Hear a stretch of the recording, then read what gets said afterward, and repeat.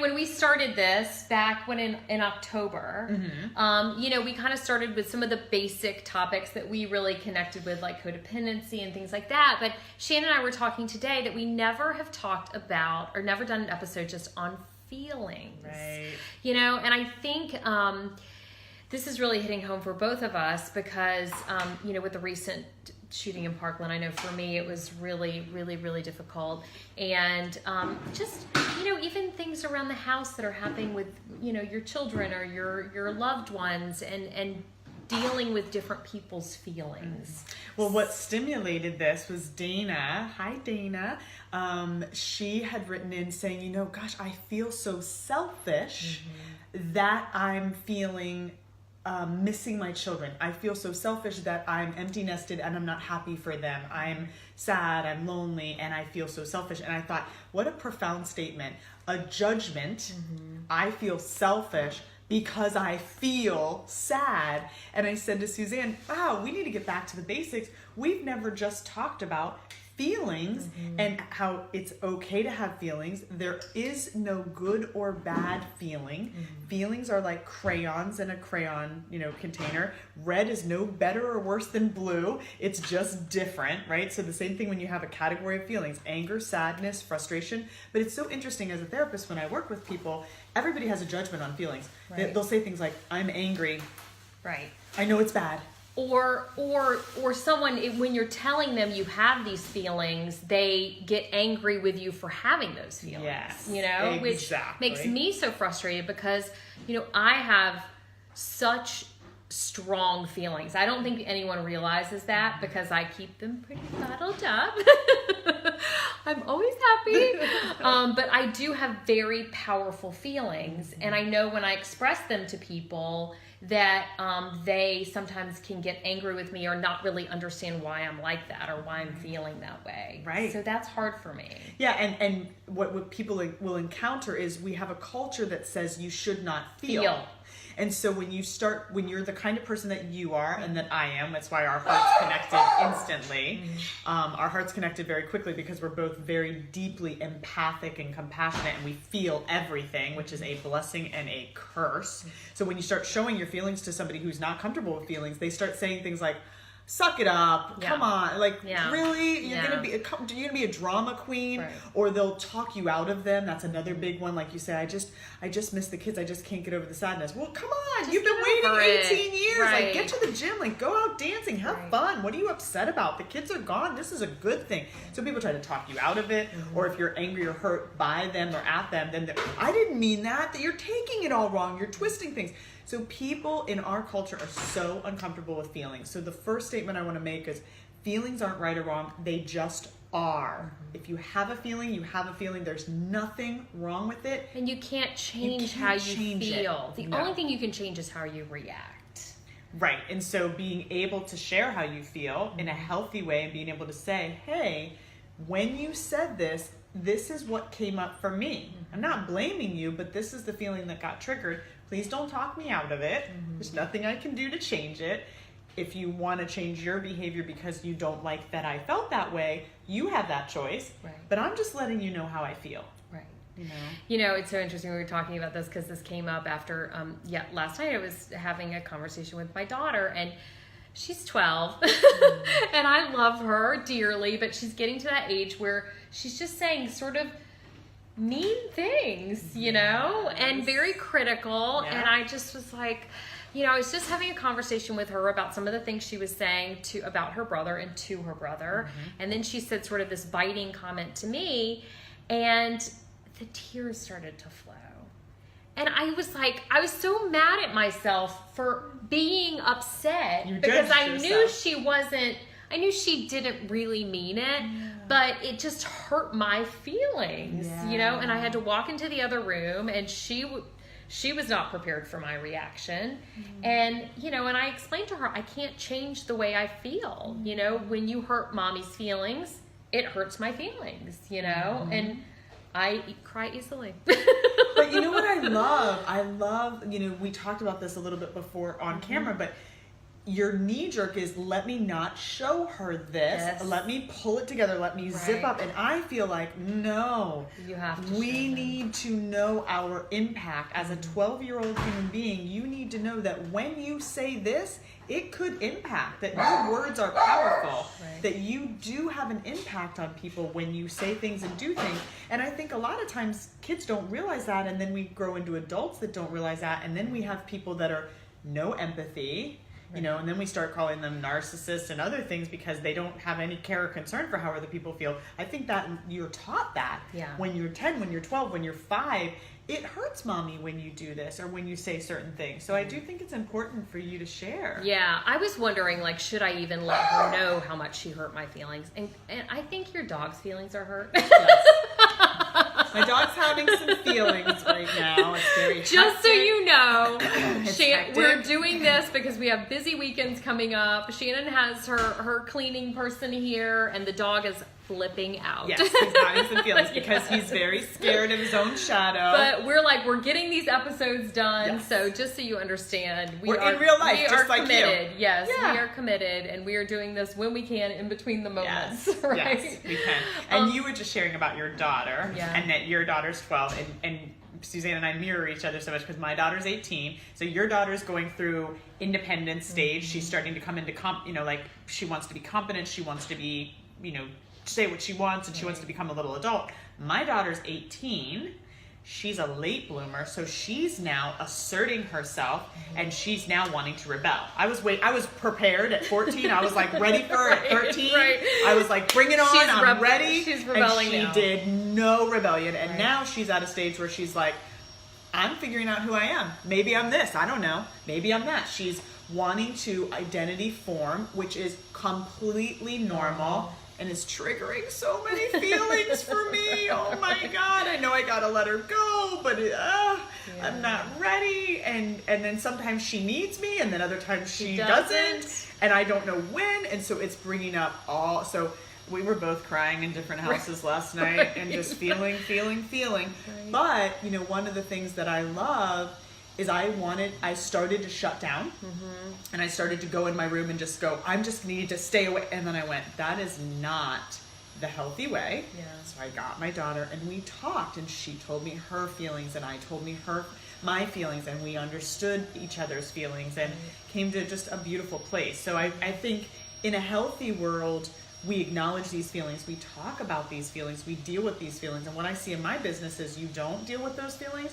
These are the people that have a heart attack at 50, and then they come into my office, they go, I can't stop crying. I've lost 5 people and I haven't grieved one day. You have to be able to deal with the feelings, talk about the feelings. And and I'm okay with talking about feelings. I really am. Where I start to shut down, and my daughter was very receptive to listening to me yesterday when I said, listen, this is how it makes me feel when you do this. I just want you to understand that. But I do come across a lot of people in my life that don't want to hear about my feelings.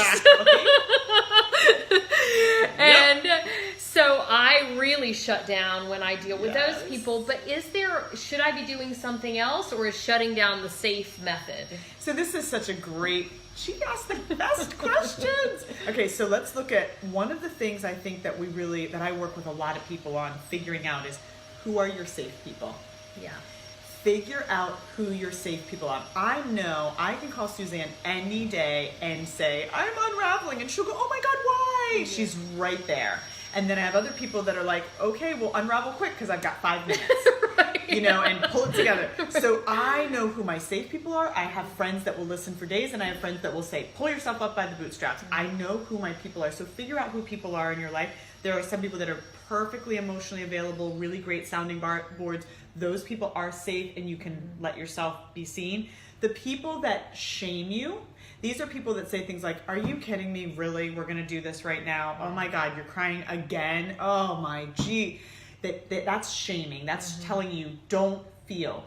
People that are unsafe like that, I have to be honest, I don't have a lot of them in my life.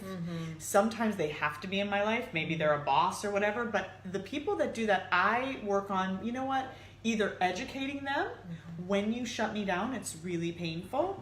this is who I am, this is how I feel, and I need to be able to share that. And sometimes they can come around and they learn. So I definitely would give that a shot. But people that are always going to shame you every time you say, oh God, oh, here we go, she's going to cry again, watch it. Right. I start to scoot away from those people because I really want to have all my parts. It's kind of like, to me, being a therapist is like you're telling me, hey, go ahead and take this and just put it, don't use this arm. You know, you can use this arm all you want. Logic and funny. Yeah, we like that. But this arm, don't use that get one. rid of it. Right. And I'm like, no, this is part of me. Right. You can accept all of me or not. Yeah, you know, there are some feelings though. I feel like, for instance, anger. You know, the emotional feelings, the hurt. You know, that feels a little easy, but the anger, where you want to really just take someone's head off. Because I do have those feelings too. Yeah. The brown crayon, the red crayon. How do you deal with those? Because I feel like that can be a little more powerful and can get you into more trouble. So the golden rule for feelings is you don't want to injure people with your feelings. So I was also angry last night. I'm in a little bit of a hormonal flurry here. Welcome to 46. So I was a little angry last night with my husband.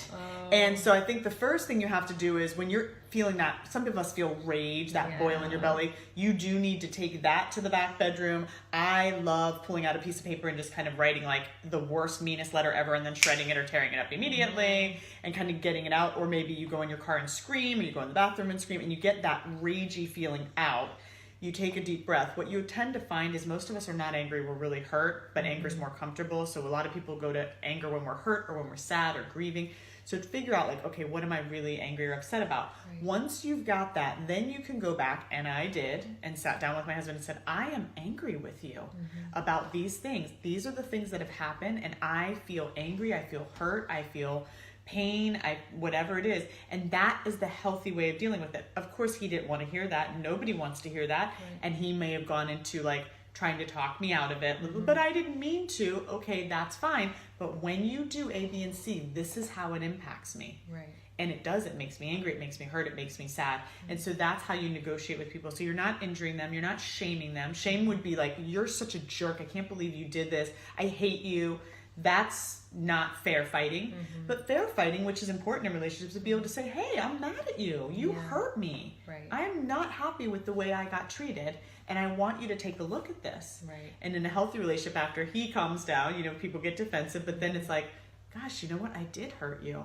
And I'm sorry. And I feel guilt and shame. And that's why I'm angry. Because I don't like to feel ashamed. It's so hard sometimes. It's hard sometimes to put yourself in someone else's shoes. You know, it really is. You know, even you who I feel like you really are able to put yourself in other people's shoes, probably more so than most people. And me, I feel like I am too. But there are some moments that I look back and I think, wow, I really missed the mark on that, because I really should have thought about how that person was feeling. You know, it's not all about Suzanne, you know. Blind spots. I call them blind spots. It's so perfect, right? You're in your car and there's a certain angle that you cannot see. That is why I believe in therapy. Therapy is for the blind spots. I'm really good at diagnosing myself and figuring out how I feel, but sometimes there's just a spot I can't see. Right. And when I tell it to somebody else, they're like, well, did you consider that he might have felt this? And it's like, well, no. You know? Blind spots, so don't beat yourself up. And that's funny that you say that, because I've been really thinking about my daughter, you know, with the 12-year-old, and how I'm talking to her, because I really do feel like I have been hard on her with the way that she talks to her brother and the way that, you know, but I'm tough on her on a lot of things. I'm tough on her on her schoolwork. I'm tough on her, you know, and making sure that she's, you know, that she's being kind to other people. And so I realized the other day that I was just like badgering her constantly, you know, and I didn't even think about it until I just, you know, and I even said to her last night when she was criticizing me that I said, you know, and I'm really sorry that I've been badgering you about this a lot, you know, because I realize that I have been doing that. And I think it's just, it really, you have to take a step back sometimes too, and realize that it's not all just about your feelings, but maybe the way that you're reacting to other people as well. I'm smiling ear to ear because we women get triggered by our same-sex child. Really? Absolutely. You're looking at your mirror. Yeah. There is the embodiment. And she's the first. She's the oldest. I was the oldest. So they're typically the embodiment of everything we were. Right. And we see ourselves in them. We see the good of us in them. We see the bad of us in them. We see the flaws. We see our regrets. And even, believe it or not, if you're looking at a 12-year-old, you're also looking at where you were at when you were 12. So psychologically, this is all subconscious. 100%. Right. So subconsciously, it's, excuse me, young lady, you live in a great house. You got money in the bank. You were at the mall yesterday. I think I said that. Right? So what's happening, this is fascinating. So what's happening is you're no longer Suzanne who's 40-something. You're now 12, and your 12-year-old is pissed at her 12-year-old. Oh, you're going to whine because I won't let you go to the beach right now when I just took you and bought $50 shoes. I just bought you ice cream last night. You live in a gorgeous house. You just swam in a pool. So that 12-year-old that lived on a farm and I didn't get as much as I wanted and I had to work and da-da-da, those two are going at it. Oh, interesting. So you notice, and you have a boy and a girl like I have a boy and a girl. I was a cream puff on my son. And I was hard on my daughter because she triggered all the parts of me. And that definitely was a big part, right? Like she lives an indulged life compared to, we were poor. Right. So when she's griping, I'm like, ha! But not me, the adult. The adult knows, hey, she's a kid. But the kid in me gets mad and triggered. So if same sex, this happens a lot. You can watch your husbands do it with the sons. Mm-hmm. They ride them on sport. Well, I was at practice 5 days a week and you're being a slouch. They ride them on everything because whatever their dad did with them or what they get triggered more easily. But that's the daddy's little girl and mama's boy. It's a safer venue because you're not directly triggered. Interesting. So just be aware of that and try. And what's the answer for that? Pause, like you did so beautifully. Right. Go inside and then go to yourself. What I say to myself is, what was happening when I was 18? Where was I when I was 12? Right. Oh, wow, it was a rough time. You're getting triggered by her. She's crying a lot. You cried a lot. Now, how can you go back and have compassion? Yeah. Interesting. Yeah. Okay. Wow. That took a turn. A lot of feelings here. A lot of feelings. Right. See, people don't realize that we're getting triggered all the time. All the time. I got triggered by Roby this morning. I was like, I can't with you. I'm just kidding. That's kind of a daily occurrence. I get triggered by him every day. 20 years. And don't forget, we've said this before, we're going to say it again, if anything is coming up when we talk about this stuff, any of these videos or bringing up any, uncomfortable emotions, please, Shannon cannot say this enough. If you feel like you need to talk to someone, go see a therapist, someone that can help you. Because therapy is for everyone. If you're going to the cardiologist, please also go, it's the system, it's part of the system that you have to keep tuned up. Right, exactly. And if you have any show ideas or topics you'd like us to discuss, please leave them in the comments section. We love to hear your comments. Please like our videos. Please share our videos. And thank you for watching What Your Friends Won't Tell You. Thanks, guys. Bye. Okay.